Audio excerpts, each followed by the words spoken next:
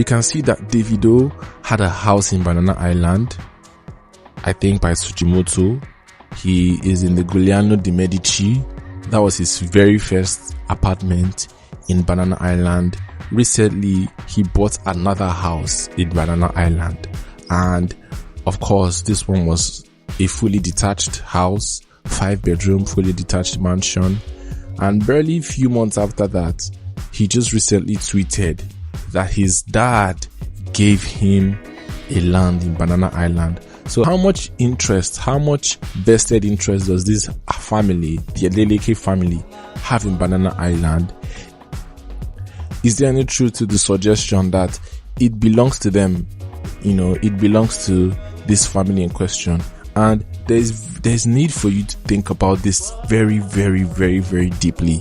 Because if there's any truth to it, then I would say the people that are living in Banana Island are living under a pack of cards.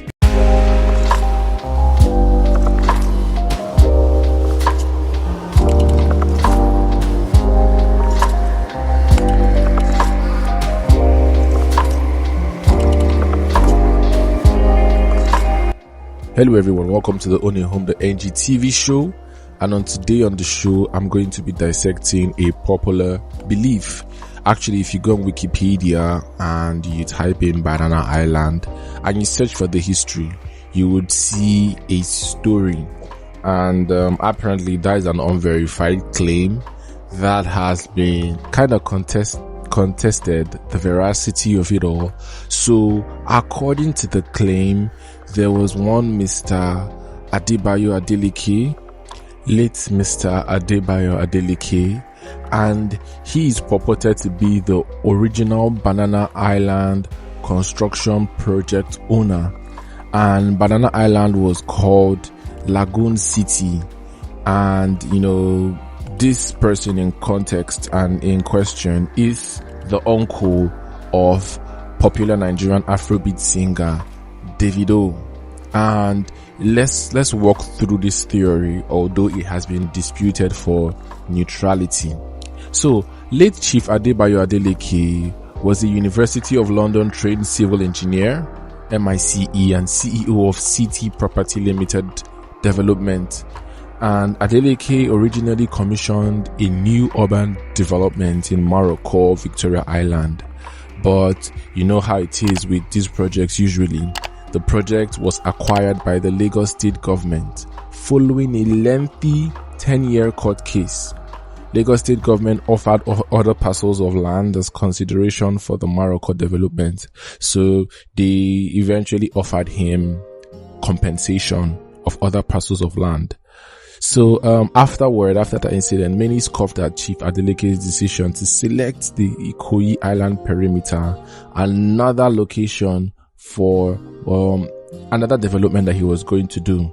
But, you know, they didn't really appreciate the foresight, you know, of him, because I would think that islands then, they were not really a thing, and, you know, that place had not really exploded as much.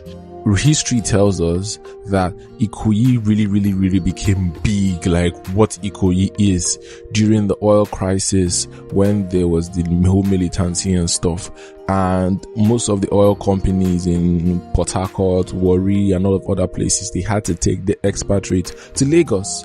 Overnight, it was like a rushed decision because there were bomb threats. These guys said they were going to do it. So it was when people went en masse to Ikoyi, that's actually when that place began to be very, very highbrow, and so many estates were located there. But at the time, people did not really see it because it takes foresight, it takes a lot of planning, and it takes a lot of sometimes it's just I would say luck for you to see the potential of an area. So many people wouldn't see it. So, this Chief Adebayo Adeleke, he engaged the Westminster Dredging Company to dredge the foreshore. So he went to the coast, he went to the foreshore, that's the place where the land and the water meets. So, you know, did some reclamation work, and, you know, they dredged the foreshore and they created 6 interlinked and symmetrical islands. 6 interlinked and symmetrical island, and he wanted to create a development that would make Nigeria proud, in quotes. And he engaged also Minoru Yamasaki, the architects of Manhattan's World Trade Center. So on the one hand, he has this Westminster Dredging Company, and then he has this world-renowned architect that designed the World Trade Center Twin Tower buildings. So Starchitect Yamakasi's replica Twin Tower comprised the flagship iconic building of the main island. So there was a Twin Tower plan that was going to be in Atlantic City. I think that was now called the Lake Point Tower. So that was going to be like the featured architectural design there. That's what happened. And to complete the Lagoon City concept, Chief Adeleke planned an aesthetic design including a city airport. So there was supposed to be an airport there. Wow, this is huge. This is huge. And this was a vision conceived long before London Docklands development, London City Airport, Dubai's Palm Island, or Hong Kong's Cheklap Kok Airport. So, as soon as he reclaimed the land, the vultures came, and when it started shaping up and people started understanding the idea, other attempts were made to wrestle the land from him, and the project was acquired again with no consideration being paid to City Property Development Limited. No consideration at all. Since 1983, the acquisition is currently being challenged in various courts, and there are caveat emptor warnings in place to warn prospective buyers that their investments could be at risk in future. There is also litigation pending in the UK and European courts regarding this same matter.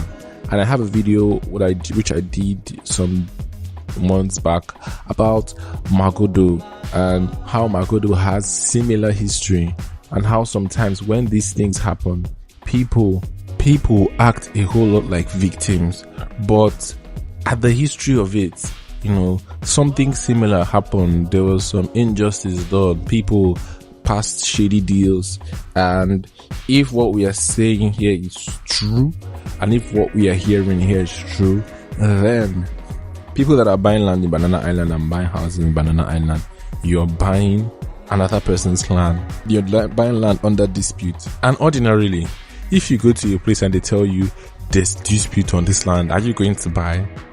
But then we live in a country that is just for the high and mighty. And because the people here are big guys, and this particular case is known by a few, and lots of people don't really know what's going on, then you just have big men buying. You have the likes of Sujimotos, you have different types of apartments there, and people paying upward of $1.5 million to stay in 5-bedroom apartments. But that's the issue. And we can see that Davido had a house in Banana Island, I think by Sujimoto. He is in the Giuliano de Medici. That was his very first apartment in Banana Island. Recently, he bought another house in Banana Island. And of course, this one was a fully detached house, 5-bedroom, fully detached mansion. And barely a few months after that, he just recently tweeted that his dad gave him a land in Banana Island. So how much vested interest does this family, the Adeleke family, have in Banana Island? Is there any truth to the suggestion that it belongs to them? It belongs to this family in question. And there's need for you to think about this very, very, very, very deeply, because if there's any truth to it, then I would say the people that are living in Banana Island are living under a pack of cards. If actually Chief Adebayo is the rightful owner, and this was wrestled from him, and it's indeed in the European and the UK courts, and indeed he was skimmed out of his development, his project's development, then what do we say to these things? But that's what I have for you today. Thank you so much for watching. What do you think? Kindly drop your comments, kindly drop a like, kindly share, kindly subscribe. And here at Ownahome, We believe owning a home should not make you lose sleep, so we are committed to giving you the very best property recommendations and insider real estate gist. So for your property needs inside and outside of Lagos, contact us for consultation, and let's help you get your next property. So thank you so very much for watching. Thank you very much for listening. I would see you at the very next video.